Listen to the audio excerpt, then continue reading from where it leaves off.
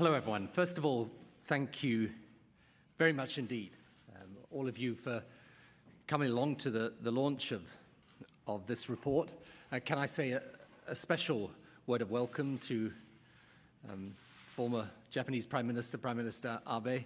It's a very great pleasure to see you here, sir, and to also our friends and colleagues from the media. And what I'm going to do is I will outline this report to you, and then I'll take some questions from the media.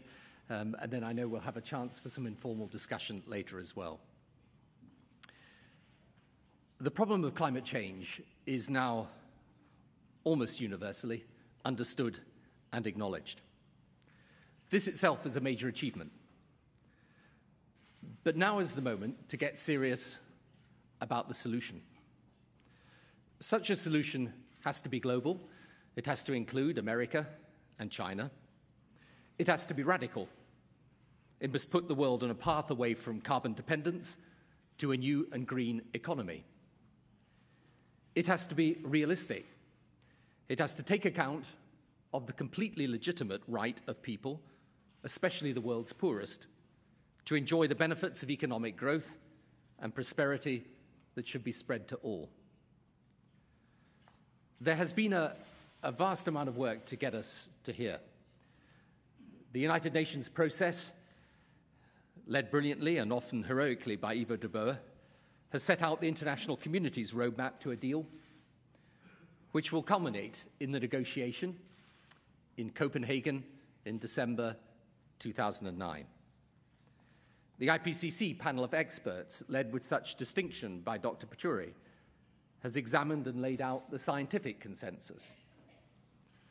Here in Japan, we can see how the political agenda has been shaped and changed, first by Prime Minister Abe's Cool Earth policy, and now under the leadership of Prime Minister Fukuda, who leads this year's G8. Ours is a different type of report. It's a report drawn up by experts but guided by a politician. And our work is split into two phases. Phase one is for this year's G8. Phase two will be for next year's. Phase one is an attempt to clarify and bring order to the agenda for the solution. Phase two will attempt to set out what this solution should be. Phase one is in part analytical and technical. In part, it is about how to make sense of the political process. Essentially, it's about trying to unite the scientists and the experts with the political leaders and decision makers. As such, it is explicitly designed to be a practical way through, not yet another campaigning polemic to wake up the world to the challenges of global warming. The world has woken up. What it now needs to know is what to do. The report warns of the danger of a yawning chasm between, on the one hand, the calls for radical action from scientists, environmental groups, and people rightly alarmed at the effect of greenhouse gas emissions on our planet, and on the other, the anxiety of decision makers in politics and business who share the aims of this radical action, but worry about whether that action is realistic. Long term, everyone accepts that the needs of the economy and the needs of the environment operate in partnership. Short term, there is a clear tension, and we live in the short term. The report, therefore, tries to design a way to bridge that chasm.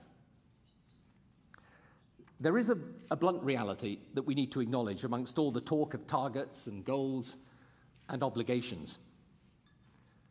The climate demands, over time, a radical, transformative change in the nature of the world economy, moving from growth built on carbon dependence to environmentally sustainable development. But we need to be clear about the size of this task. US emissions are still growing, so are those in Japan. In Europe, they're static. China and India are set rightly to industrialize and move their vast hundreds of millions of poor people, from subsistence agriculture to the modern economy. Now, we're talking about a global 2050 target of at least a 50% cut in emissions. But let's be clear. This date is decades away, and decades beyond the political life of any government. The key challenge is actually to describe a realistic pathway to that goal. And that implies shorter-term goals. But these are immensely demanding, asking developed economies to move from growth in emissions to significant cuts within 10 to 15 years. Europe has very bold 2020 targets, and it will take very bold action to achieve them. The recent Warner-Lieberman bill before the US Senate implied 5% cuts in US emissions by 2020. That would be a big step forward. But according to some scientists, it falls short of the cuts necessary for world emissions to peak in 2020. China has set a target of a 20% cut in energy intensity by 2010, and that is a huge step forward. But it's again immensely demanding, and even if met, would not cut overall emissions given China's need to grow. India, again wanting to act, also wants to grow. The point I'm making is the challenge is truly profound. One thing I've learned in this report is that this challenge is as technically and scientifically complex, as politically sensitive, and as institutionally fraught as any the international community has had to deal with since the post-war Bretton Woods economic settlement. And above all, and here is the point, it should be noted, our knowledge of this issue is constantly evolving. Though we talk as if the science were certain, its overall purport may be, the precise details are often open to substantial debate. Therefore, what this report proposes is this. It proposes an approach to the Copenhagen Agreement at the end of 2009 that does not attempt a deal that tries to resolve all the issues up to 2050 or even to 2030 or 2020, but instead begins a process that will then undergo necessary revision and adjustment as our knowledge improves and the facts become clearer. So we propose, 1, set a clear direction in Copenhagen, get the action underway. Do not try to put a spurious precision on each and every aspect. Set a realistic target, get the change started. Make Copenhagen the beginning but not the end of a process that will require constant adjustment over the years. 2, carry on through to next year's G8, the informal process whereby G8 and the developing world major economies continue to try to resolve core questions. Together, the G8 plus 5, or the major economies meeting, represent 3/4 of the global emissions. A steer from them is an essential precondition of this deal. And this doesn't supplant the UN process, it supports it. And thirdly, as we've discovered, or as I've discovered, there are a plethora of really tricky questions that need answering before a serious negotiation can work. We detail these in the report. It's surely wise to commission work and research on them now, making full use of the enormous range of non-governmental bodies, institutes, and experts, many of whom already contribute to the UN's work. So the G8 should agree a work plan through to next year to get this work done. I mean, just to give you some small examples, large issues, but small examples. How do we raise the money that is going to be necessary for technology, for deforestation, for helping developing countries? Is there a place for auctioning credits? If so, how would it work?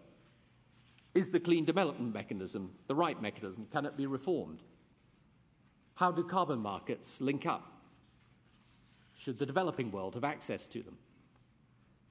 How do we transfer technology? Do we need a new intellectual property right regime? In this phase one, we have identified the 10 building blocks of a global deal. A global target, an interim target, developed world commitments and carbon markets, developing world contributions, sectoral action, financing, technology, forests, adaptation, and institutions and mechanisms of action. And what we've done under each head is to try and isolate the key elements that will need agreement and the further work to clarify each of them. One of the other things we've done in this report is also to try to identify significant facts whose significance in a practical way often gets lost. For example, energy efficiency would provide 1/4 of the gains necessary and incidentally save money. So it requires special focus. The vast majority of new power stations in China and India will be coal-fired. Not maybe, will be coal-fired. So developing carbon capture and storage technology is not optional. It's literally of the essence. Without at least some countries engaging in a substantial renaissance of nuclear power, it's hard to see how any global deal is going to work. For developing countries to grow sustainably, they will need funds and technology. Otherwise, they will not be able to peak and then reduce emissions within the necessary timescale. Deforestation amounts to around 15 to 20% of the entire emissions problem. Certain key sectors like cement, steel, and of course most of all power account for a huge percentage, almost half of all emissions. Airline and shipping emissions, though only 5% today, are fast growing. Done right, the costs of abatement will be manageable, probably less than predicted, and there are potentially real opportunities for the new low-carbon economy that will develop. The point is, all of these intensely practical questions require to be answered if we're to put a global deal together. And in the end, this is the question. What is it reasonable to ask countries to do on their own? And then what more could be done if the right partnership was in place for a global deal? In other words, how do we, by use of global mechanisms in a global agreement, accelerate the process of change in individual countries? Because there may be a gap between what it is reasonable to do and what is necessary for the climate to survive. And the global deal is about eliminating that gap. The aim of phase 2 of the report will be to try to show how the building blocks can be arranged in a cohesive global deal. In particular, we will try to bridge the chasm earlier described between the entirely understandable demands for radical action to save the environment and the equally understandable desire for countries to enjoy economic growth and prosperity in a world in which the majority at present are still poor. Finally, some good news. It's clear that this deal can be done. Indeed, it's clear that long-term, there are going to be real benefits in doing it. But short-term, we need to get the elements in place, and we need to get them in place fast. And that's what this report is designed to help. Thank you very much. Right. Now, we've got some time for questions. As you can see, it's rather hot in this room. And these will be from our media colleagues here. So we've got a short time for questions. You guys, you got anything to? Yes, sir? We also got microphones here, and we've got some translation as well, I think. 電気新聞の山田と申します。エネルギー産業の新聞でございます。先ほど原子力発電についてコメントございましたが、イギリスが原子力発電を復活されるということで、もう一度改めてですね、原子力発電に対する環境へのメリットですとか、Could you talk about the advantages of the nuclear power generation vis-a-vis the environment? I think this is what is interesting doing this report. There are two things that I've learned. First of all, that unless there is nuclear power in this mix, it's going to be very hard, if not impossible, to get the cuts in emissions we want. But secondly, because of the rundown in nuclear power until recently, with the best will in the world, it's going to be several years before we develop the new generation of nuclear power stations. It could even be a long time away before we develop Generation 4 nuclear reactors. So we're going to have to start the process of rebuilding that nuclear capability now, in my view. Now, I know this is difficult and controversial in many countries, and some countries will choose not to do it. But I think unless it's part of the mix, it's very hard to see how this can be done. Yes?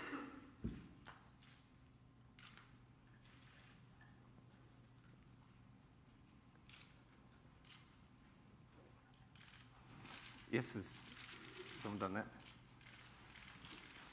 David Pilling, Financial Times. Both Japan and the US are very keen on China and India to be a part of any global deal. You've also mentioned China in particular. However, you've also mentioned their rights to grow and for economic prosperity. There are some European countries that say for the time being they should be left alone, and Europe and America and Japan should set very stringent targets and set an example, and then try and drag those countries along behind them. Of those two, which camp would you see yourself in? I don't think there's any doubt at all that it's important that China is part of the global deal, and I don't think there's any doubt at all that it's important that China takes action over the coming years. China actually has, however, some immensely bold targets in place, which is going to be tough for them to meet. The real question is, what is it reasonable to ask China and other developing countries to do? But then what is it more that we can offer by way of support in technology or help to accelerate the process of change in those countries? And that's why, for example, something like how we develop carbon capture and storage is going to be of such fundamental importance. And the issue, really, this is why this is such a complicated and difficult thing to put together. If China is not part of the global deal, we will not get an agreement, in my view. That is the political reality. The question, however, is how do we ensure that China is able to grow, because it will insist, rightly, for lifting its people out of poverty, that it can grow. How do we help China grow sustainably? And that's why you need, the whole purpose of the global deal is through global mechanisms to be able to accelerate what countries can do to change their economies over and above what it's reasonable to do, to ask them to do on their own. And that's why I had an interesting exchange when I was with Prime Minister Fukuda this morning, and we were talking about these two camps, one of idealism and the other of realism. And actually the whole purpose of the next year, in my view, is to bridge the gap between those two camps. And that is particularly so when we come not just to China, but to America. People need solutions that are realistic and practical at the same time as moving us in the direction of radical change. And that's why, yes, of course, it's important that countries like China have obligations, but it's also important that we recognize those have got to be consistent with their ability to grow.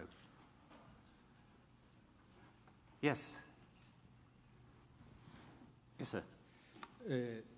日本の民主党の岡田克也と申します。岡田克也 from the Democratic Japan Party of Japan, sorry, DPJ.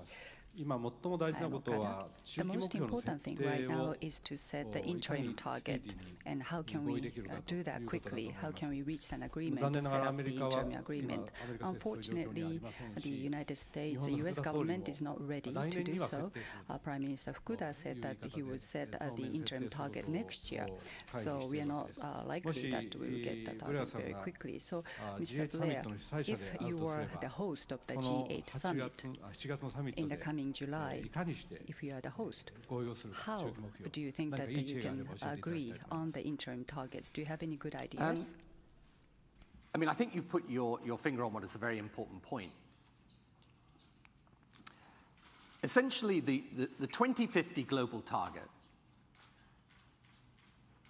gives us a clear direction.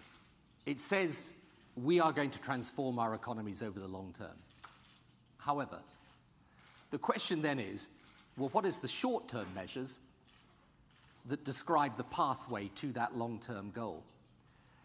I think for this year, because we're not going to get agreement now to what the interim target should be, what we should do this year is establish the work plan necessary so that we can get an interim target next year that is realistic.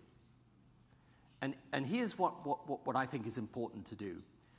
When we come to this interim target next year, it's important not to make the best the enemy of the good, because our knowledge of this issue is going to change dramatically over the years to come.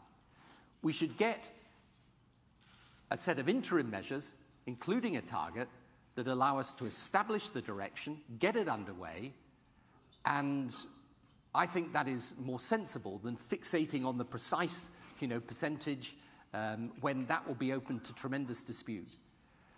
I personally think that most countries do accept there will have to be some form of interim pathway described, because otherwise 2050 is decades away.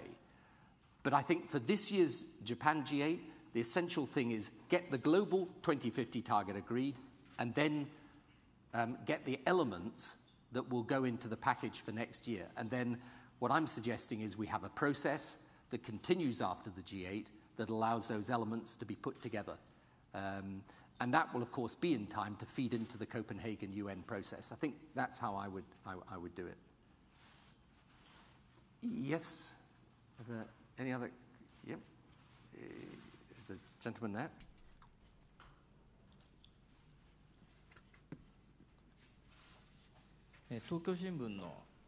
Tokyo newspaper in charge of environment. My name is Kaba. I have 3 questions I would like to ask. First, for G8 summit this time, MEM, Major Economies meeting will be also held for the first time. And I asked the environmental minister this morning, and he said MEM and G8 summit are separate things. That's his perception. But that is his personal view, but the Japanese government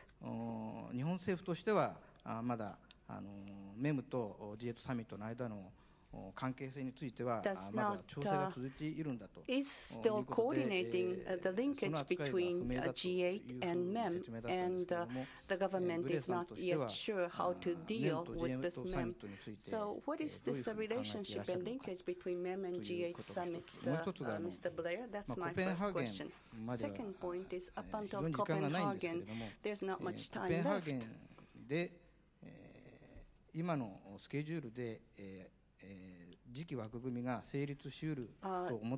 you think the post-Kyoto framework will be actually set in Copenhagen? And the third question is,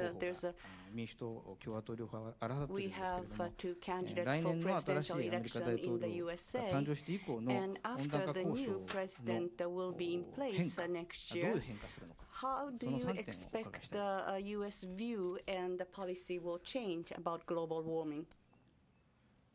Right. What I'm not going to do is express my view on the U.S. presidential election. You'll be Well, maybe you won't be pleased to know, but I'm pleased to know I'm not doing it. First of all, I mean, look, the linkage between the G8 and the major economies meeting, I mean, is simple enough. The personnel overlap. The purpose of both is to, both the G8+5 process, if you like, and the major economies meeting, is to bring the major economies of the world together, because they're the ones that are responsible for most of the emissions. I think the fact that they're both happening in Japan and both happening more or less at the same time means that the leadership of Japan is the vital thing. I think that the Japanese government have done exactly the right thing in having the two meetings essentially back to back. And yes, they're separate meetings, but obviously there's the linkage I describe. What is important, frankly, is that out of this G8, out of the fact the G8 is happening in Japan, we get a clear direction with a global target, because that then allows us then to do the further work over the next year. That's the key thing. On Copenhagen, I mean, you're right. I mean, there isn't much time left, but this is why I'm saying the important thing this year is to focus on what are the elements that go into the deal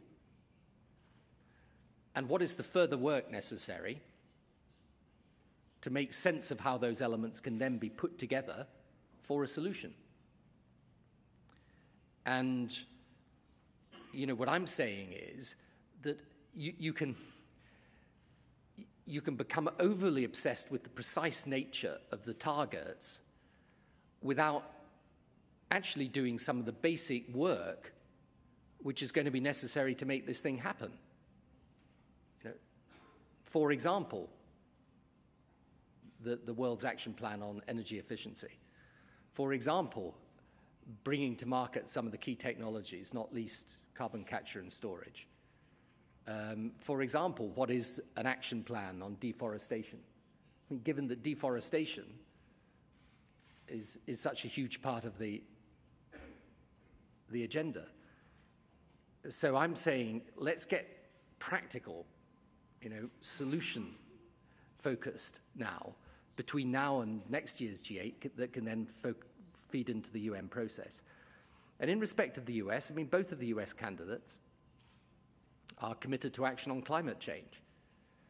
But here's where I would again utter a word of caution so that we don't get unrealistic about this. The Warner-Lieberman bill didn't get the requisite majority this time round in Congress. Now, it may well in time to come. But that bill, which is a big step forward in terms of the action described, implies a 5% cut in emissions, I think, by 2020. Now, some people are asking for cuts in emissions by the developed world, you know, of the order of 25, 30, even 40% by 2020. Well, you know, work it out. That's a pretty tall order. So I think, you know, yes, it will be true that I think the US, and I hope the US this year agrees to the global target, and I think whatever happens over the next period of time, the US is moving on this issue. It's investing a large amount of money, actually, in clean energy research now. But it's going to take time to get to the point of peaking and turning down for the US economy.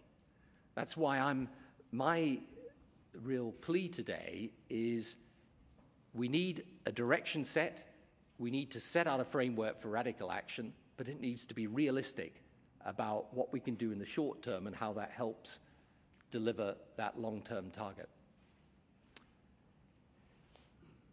Yes, there we are. Justin McCurry from The Guardian. What sort of leadership are you expecting from Gordon Brown at the G8 summit? Not just on climate change, but on some of the other key issues that will come under discussion. Thank you. Well, I'm sure he'll do what he's been doing all the way through, which is take a lead on both the issue of climate change and the issue of Africa. There's there's no one who's got a stronger position on either of those two issues than Gordon over a very long period of time. And the announcements made on renewable energy yesterday were very important. And of course, on Africa, he's shaped the agenda on that for a long time. So I'm sure that will be a major part of what he's saying at this year's G8. Yes, there was a lady there, and then a couple of guys there, and then we should probably wind it up. This is Aikana of Nippon Television, but I think you mentioned a scary truth by saying that the decade is beyond political term of any government. Do you think that that is sort of like an inherent dilemma of today's political system, isn't it? And do you think that the activities by former Vice President Al Gore and you yourself coming in front of us and speaking in this way could serve as a sort of alternative or support on such an inherent dilemma of today's political system?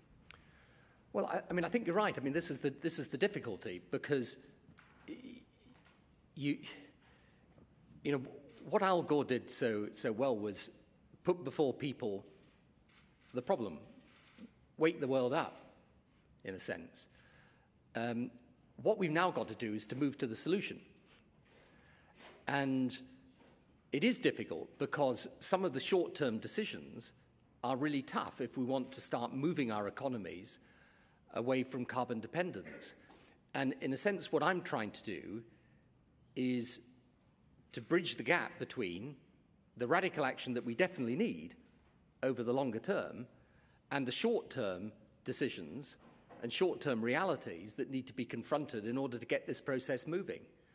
And if there's one thing that people like myself out of office, in a sense, can do, it's to try and bridge the gap between the radical and the realistic and get a proper political way forward.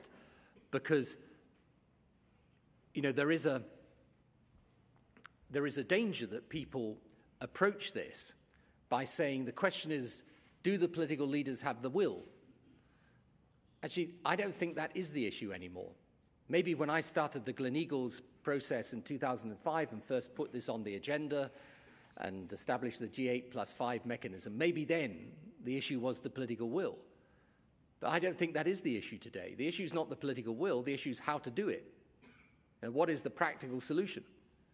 And moreover, how do we do it and get it started in what might well be a more fragile, more difficult economic situation in the world? That's why my plea is let's get this agenda in order this year, sort out the work that needs to be done, but set that long-term goal that gives us a clear direction. Next year, with that work in place, put the elements together, make the Copenhagen Agreement the beginning. Don't make it try and resolve every issue up to 2030, 2050. I mean, it can't do. Our knowledge of this will change dramatically in the next few years. Get it underway. Get the process started. Get a realistic set of goals and objectives for next year. And then as our knowledge evolves and as the facts and science become clearer, then we can adjust and adapt as we go along. And I think that's the way through the dilemma that you rightly describe, and is, I think, a real dilemma for political leaders at the moment. Let's take this gentleman here, and then that, and then, we've got... Régis Arnaud, Le Figaro. I'm not so familiar with the climate group, but from what I understand, it's also financed by companies like BP. Aren't you afraid of being recuperated as a kind of lobbyist over the long term with such a backing? No, because I think that in the end, if you can't get business on side for this, it's not going to happen. And actually, the experts that we've drawn together are people who are experts from, all sorts of different groups, actually nothing to do with business groups. But, business has the same interest as political leaders. Business also wants to make the change now, but it wants to make the change in a practical and realistic way. And, the question is, how do we describe that realistic path to a low-carbon future? And the only way that this is going to be done is to do it sensibly, to do it in a way that isn't just a set of demands that are made on political leaders, but a work plan and a program that delivers the result. And otherwise we won't get it solved. And so far from it being bad that business is part of this whole debate, business has got to be central to this debate. Otherwise we won't resolve it. Yes.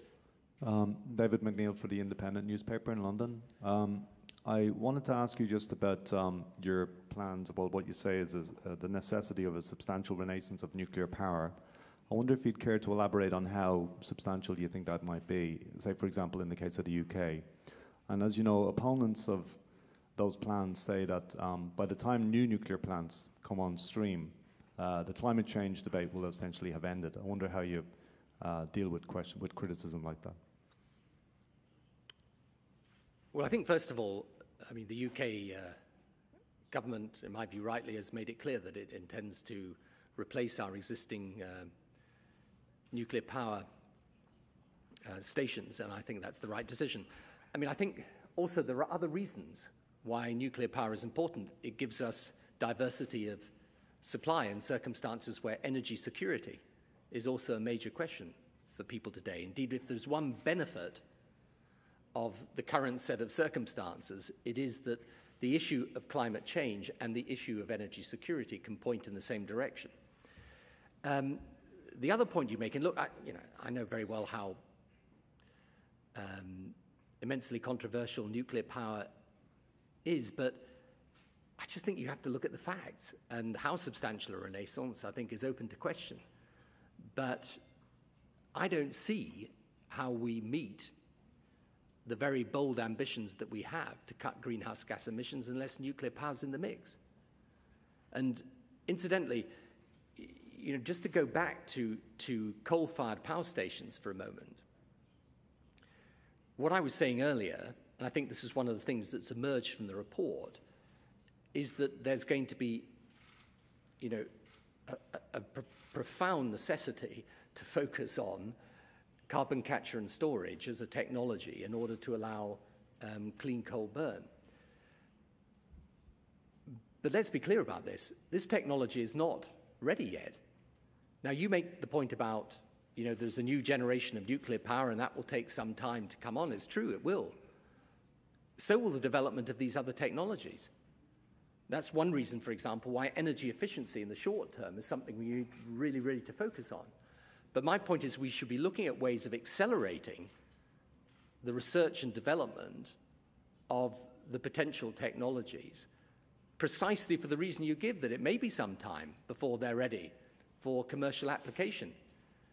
But if you think, I can't recall the exact way of putting the statistic, but if you think that the industrialization of China and India is going to be, several times the industrialization, say, of Europe, you're talking about something vast, something enormous, something that is going to change the whole way the world economy operates. We have got to be developing now the means to help so that those countries can grow, because they need to grow to help their people out of poverty, but grow sustainably. And I think, when you start to focus on those practical questions, they are of enormous impact. And I just think for us to take a view that to rule out a technology like nuclear, which is actually a proven technology but now needs to be redeveloped, I think would be a big mistake. But I'm aware that that's a controversial thing to say. Right, the last question from this gentleman here. Oh, actually, hang on. Tim Kelly, Forbes magazine. A lot of the technology, things like carbon scrubbers, nuclear power, a lot of that technology is owned by companies in the developed world, in places like Japan. However, a lot of those companies may be unwilling to provide that technology overseas, one, because of the intellectual property rights, they're frightened that it get copied, and the other one is that they may be unable to because of trade barriers in countries where it's needed. So in terms of the climate agreement, how much of a hindrance do you think this could be, and should there be an element, maybe a trade pact within the climate agreement to move that forward? Well, again, I think that's a very good question. That's precisely our report specifies that as one of the areas of work that we've got to carry out. I mean, the truth is we don't know what the answer to that question is at the moment. I mean, will it need a different form of intellectual property right regime? Will it require specific help and support? Will it require a different deal on trade? I mean, these are questions that have to be answered, and they have to be answered pretty urgently. Since I suspect what will happen in the end is the developing world that, after all, knows. I mean, you know, I've had conversations just recently with the Chinese leadership. I've also talked to the leadership in India as well. I have absolutely no doubt at all that the Chinese leadership is determined to do the responsible thing, to do whatever it can to help this problem. But it also needs to grow its economy. And therefore, if it's going to be applying technology or being asked to apply technology, it's going to need help for that. So I think these are the issues that directly arise. And that's one reason why I say part of the purpose of the report is to kind of get down to these practical questions. You know, there'll be a great debate about the precise percentage target. You know, fine, we can have that debate. But unless these practical questions are answered, we're not going to be able to put these elements together in a coherent way that delivers a deal. So it's the practical and the realistic that we need to get to. Yeah, I'll just very quickly, you guys, and then we better wind up. Thanks. 原子力政策、毎日新聞の山田と言います。原子力に対する対応についての関連でお聞きしたいのですけれども、日本政府は、原子力を、CDM に認めようというような主張を国際交渉の場でしていますけれども、エネルギー安全保障とともに核の安全保障という面でも重要な問題があるのではないかと思うんですけれども、それについてのご意見を伺いたいのと、あとフランスなどを中心に G14 という枠組みで工場をこれからやっていくべきだという論調がありますけれども、ブレイングルスのプロセスを立ち上げたご本人として G8 という枠組みが今後どうなっていくべきかということについてのご意見がありました。 G8 should be expanded to G14. I would like to hear your view. Well, first of all, in respect of nuclear power, I think I've given my view about that. I think any way that it can be encouraged as part of the package, I think is sensible given the facts that we face. I mean, the G8. I mean, I think there's a longer-term question for the leaders. I mean, I've said before, though, that I think it's important if we want the G8 to have a strong voice in the future that we recognize that countries like China and India and Brazil and so on are obviously major players. And quite how you put that together institutionally is an open question, but you know, you only have to look at the question of climate change to realize that the idea of dealing with climate change without asking the opinion of China would be patently absurd. So I think there is a necessity that is pushing political change here. Right, and yes, that was the final question, was it? That gentleman there. 日経ビジネスの大西と申します。企業に CO2 を削減させるために、イギリスでは炭素税や排出原料費を導入したと思うんですが、その検証とですね、世界で企業に CO2 削減させるために、今後どんな施策が必要だというふうに考えられているか教えてください。Well, again, this is a vital question.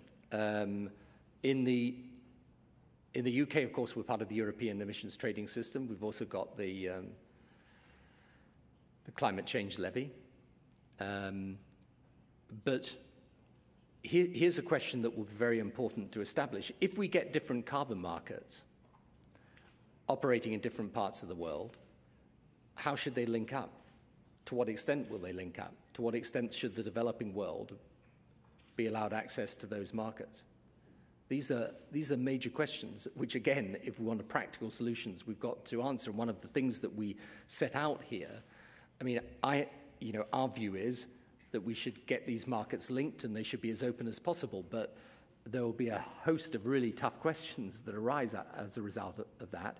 And there certainly needs to be further work done before these decisions can be taken. But you're right, again, I mean, that will be a major question as to whether you can get the right incentive system for business to reduce emissions. Now, there's a gentleman here did have his hand up, but he may have. Did you have your hand up? You did have your hand up. We will take this as the last. Someone at the back there. What do you want me to do? Have we got the time to take? No. I think this better be the last question, actually. どうもすみません。先ほども質問しました東京新聞のカバーですけども、ブレアさんはこの間の G20 の時にいらして非常にやっぱ温暖化問題に対して非常に熱心に取り組まれている世界のvery seriously. You're one of the leading politicians to do so. Mr. Gore, of course, has been working on that issue.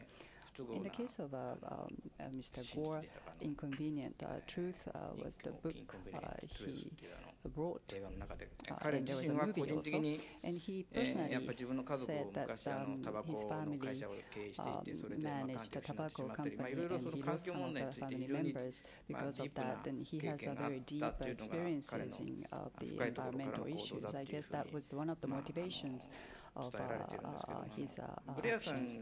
So in your case, your enthusiasm on this issue, what are the reasons? At the Glen Eagles Summit, of course, you were the chair and took up this issue as climate change as a top priority. You chose that, and you have been very enthusiastic going around the world. So, are there any personal or private reasons? Now you live in UK, for example, you have some experiences of the climate change or any thoughts on that? So I'm trying to find out any deep or original thoughts that you might have behind your enthusiasm. No is the simple answer to that question. I mean, no on a personal level, no. I mean, the reason why I put it on the agenda in Glen Eagles in 2005, and it's not a bad place to finish this press conference, actually, is because I started to look at the facts. And I became aware that this was a crucial, perhaps the crucial, long-term challenge. And the reason I did this work, and I actually, asked the climate group to help me in this work, is because I couldn't, if I'm absolutely honest about it, and this is a personal reflection, when I was Prime Minister, I definitely got to the point of the problem, but every time I used to ask, so tell me what really is the solution, I couldn't get the right answer. So I decided, now that I have more time out of office, to go and try and work it out. I mean, to be honest, that's why I've done this piece of work. And what I have learned in the course of this year is that it is really, really difficult. This is the most complex technical and political challenge. And I think the trouble is, at the moment, is that the world has been engaged in this great exercise of campaigning and polemic to wake people up to the problem. And actually, the thing is, people have woken up to it now, so they don't need waking up anymore. They don't actually need another campaign telling them there's a problem. What they need is to tell them what to do. And that's why I think the next piece of work, in a way, is this. What is the solution? And what we've tried to do now for this G8, and incidentally, I thank the Japanese government very much for their help and support in the work that we've done, is identify the key things now that need to be resolved, get the overall direction in place, and then let's spend the time up to this UN negotiation at the end of next year, resolving these tough practical questions. Because otherwise, we'll have a problem without a solution, and we need a solution. Thank you all very much indeed for coming along.